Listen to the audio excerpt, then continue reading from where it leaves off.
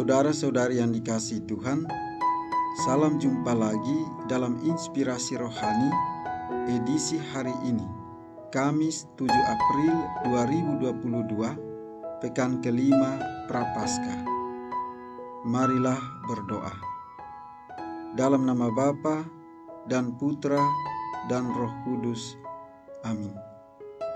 Saudara-saudari yang dikasihi Tuhan, inspirasi rohani hari ini diambil dari Injil Yohanes bab 8 ayat 51 sampai dengan 59. Sekali peristiwa, Yesus berkata kepada orang-orang Yahudi, "Aku berkata kepadamu, sungguh, barang siapa menuruti firman-Ku, ia tidak akan mengalami maut sampai selama-lamanya." Kata orang-orang Yahudi kepada Yesus, "Sekarang kami tahu bahwa engkau kerasukan setan, sebab Abraham telah mati, dan demikian juga nabi-nabi. Namun engkau berkata, barang siapa menuruti firman-Ku, ia tidak akan mengalami maut sampai selama-lamanya. Adakah engkau lebih besar daripada bapa kita Abraham yang telah mati? Nabi-nabi pun telah mati. Dengan siapakah engkau samakan dirimu?"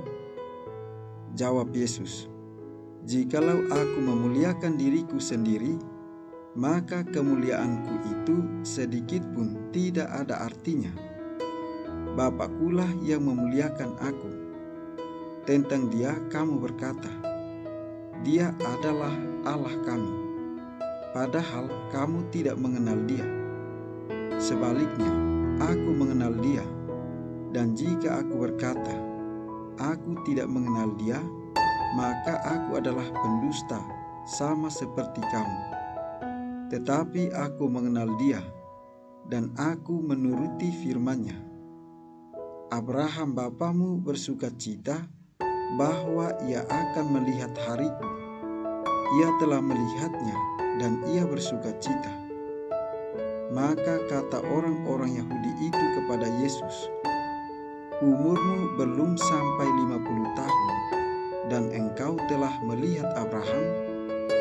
Kata Yesus kepada mereka, "Aku berkata kepadamu, sesungguhnya sebelum Abraham jadi, aku ada." Lalu mereka mengambil batu untuk melempari Dia. Tetapi Yesus menghilang dan meninggalkan bait Allah. Demikianlah sabda Tuhan. Saudara-saudari yang dikasihi Tuhan, bahasa yang tidak nyambung sering menimbulkan salah paham dan pertengkaran. Dibutuhkan penyelarasan terus-menerus supaya bisa mengerti satu sama lain. Begitu juga dengan Tuhan. Kita perlu selalu menyelaraskan diri dengan Tuhan, sesama, dan seluruh ciptaan supaya saling mengerti dan menumbuhkan. Ketika keselarasan itu dicapai, maka paduan suara kehidupan pun bisa mencapai harmoni yang nyaman di seluruh indera kita. Saudara-saudari yang dikasihi Tuhan, Yesus adalah Allah yang menjadi manusia. Dengan kata lain, Ia telah ada sebelum manusia diciptakan.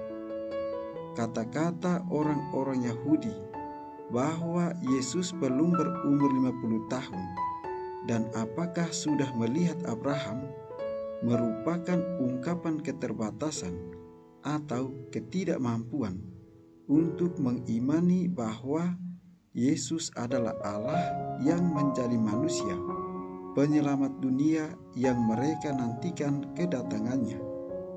Percakapan antara orang-orang Yahudi dengan Yesus ini kiranya cukup bagus untuk mawas diri perihal kedalaman iman kita, entah dalam hal pengetahuan maupun dalam hal penghayatan. Saudara-saudari yang dikasihi Tuhan, kenyataannya orang lebih senang melihat kesalahan orang lain, sekalipun ketika orang itu melakukan suatu kebaikan.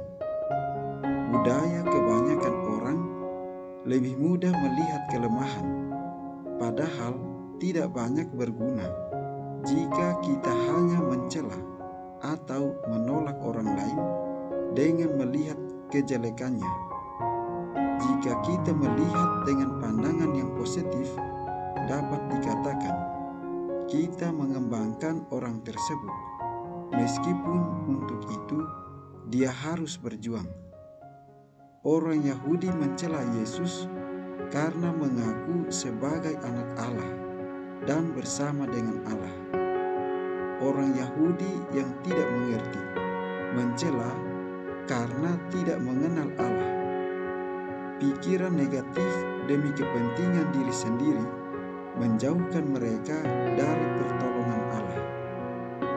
Saudara-saudari yang dikasihi Tuhan, ujung ketidaktahuan dan salah sambung dengan misteri agung jati diri Yesus membuat orang-orang Yahudi menyimpulkan bahwa Yesus kerasukan setan. Bahkan lebih dari kata, mereka mengambil batu untuk melempari Yesus.